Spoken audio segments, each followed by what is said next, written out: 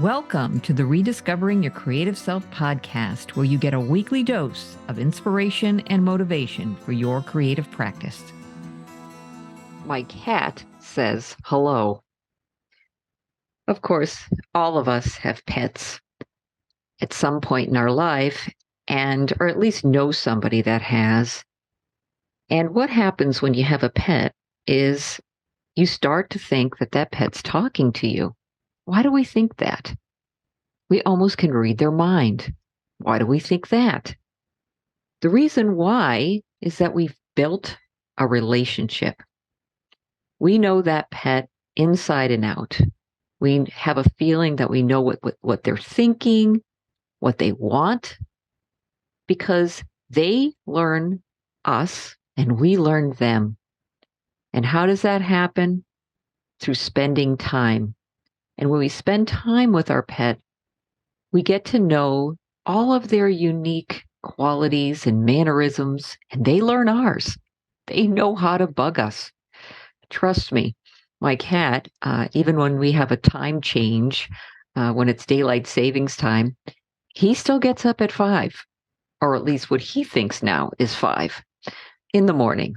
And so he'll bug us and do all the things that drive us crazy, to the point where he'd get above my head and start, not hard or damaging, but he'd start scratching at my hair, like, "Get up, mama, get up." When I lived in New York City, I had 2 rescue cats. And one of them, uh, she actually did say hello. And it was kind of funny. And she could even say mama, too.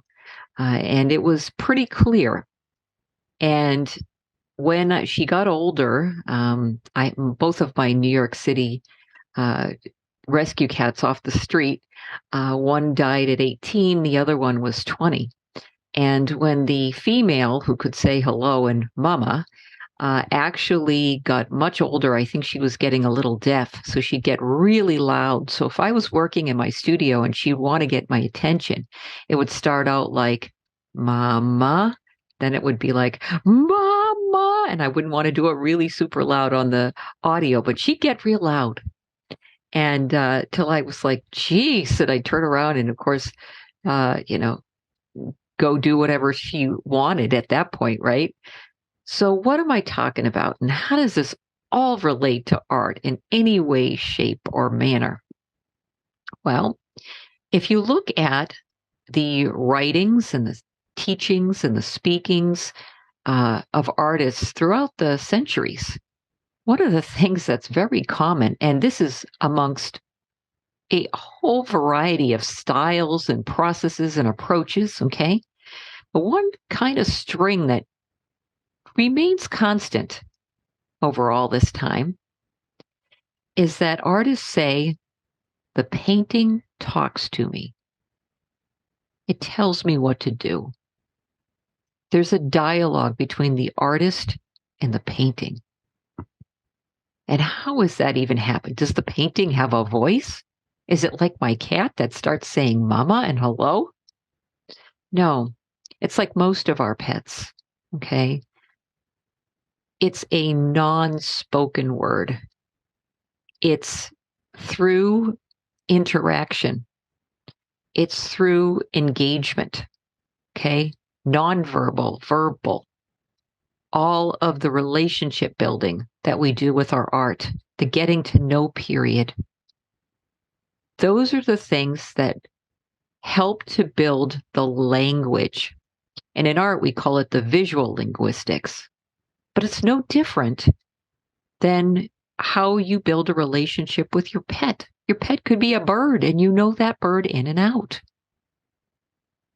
It's not because they're telling us very specifically what to do. "Lisa, take this brush and move it this way." No, it's not that way. It's a feeling, isn't it? It's a feeling that we get through our relationship with our pet. It's the same thing with our art. And I use the analogy of my cat saying hello is because we all know that relationship that we have. That relationship with something that can't literally talk back to us in the way we understand language. So it's a different kind of language, isn't it? It's a different kind of relationship, but it only comes through time. It only comes through doing. It only comes through putting in the effort, right? So if we get back to talking about what artists have said over centuries, even beyond, different technical processes and approaches and ideologies, okay? The painting talks to them. It's that innate feeling that if you're doing something, something else feels like you need to do this next. And sometimes that information is only a split second of a reveal. You just got to go with it. Sometimes it's you sitting back with your cup of coffee or whatever, your wine, however you work. And for me, it's sitting in my chair in the studio and just staring at my painting. And then it talks to me. I'm looking at something else. That something else gives me an idea. So it's not just the actual painting, at least for me, that's talking to me. It's the whole process. It's the ideation.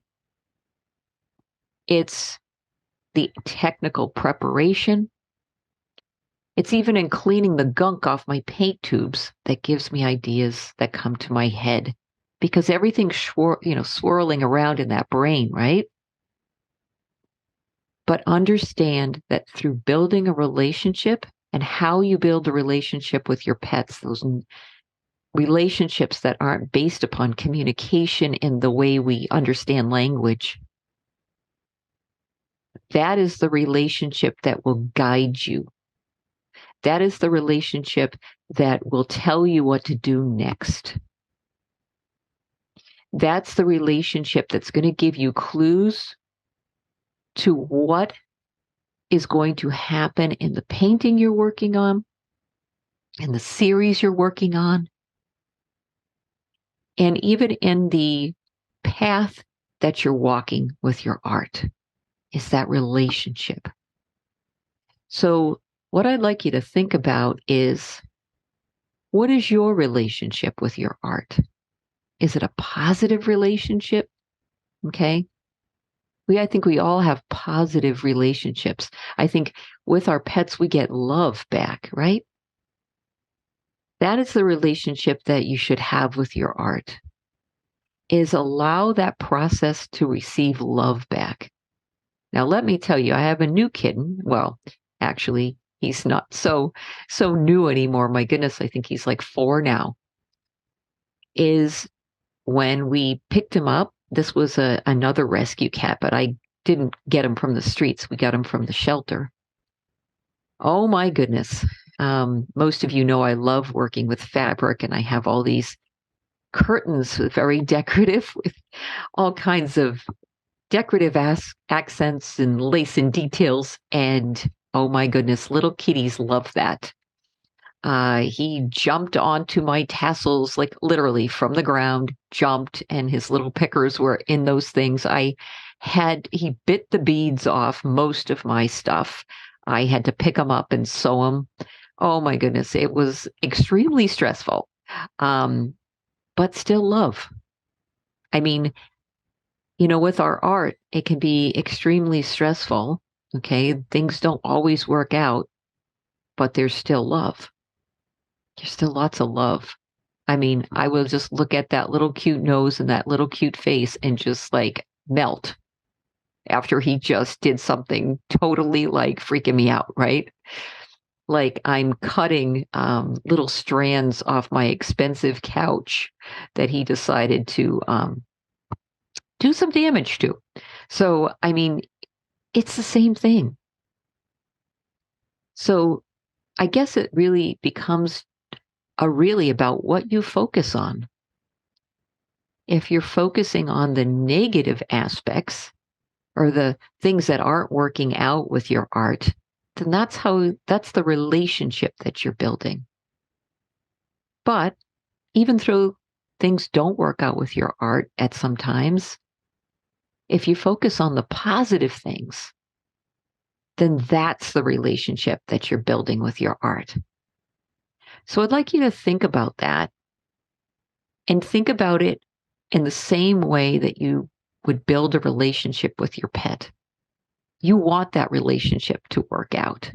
You're looking for the good things and you're focused on the good things, constantly focused on the good things, especially, maybe he did some damage to the curtains that day. But at night when I was cuddling and, he's giving you so much love, that's what you move forward with. So you may have painted all day and have to repaint the next day. But then you did something and it just 3 minutes of work and just something beautiful happened. And you're just like, whoa. And those are the things that you focus on. And that's what you use as the foundation to build that positive relationship over time, every day, listening to the art, listening to your inner voice, listening to your process of where it's guiding you. Build that relationship.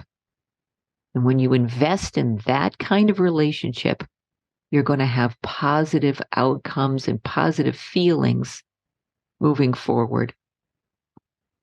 And you're going to be able to listen to what that painting or that process or that journey is telling you, and you can then follow it as a guide. So, as always, create from the heart, and remember, my cat says hello.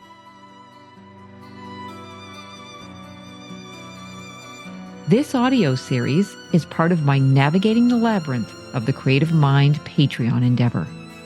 The site uniquely intermixes self-reflection and personal storytelling with exploratory mixed media techniques and expressive approaches to art making, elevating the creative consciousness and guiding each person on his or her own path to discovering the creative spark that resides within. Check us out at www.patreon.com/Lisa L. Cyr, and that's spelled CYR.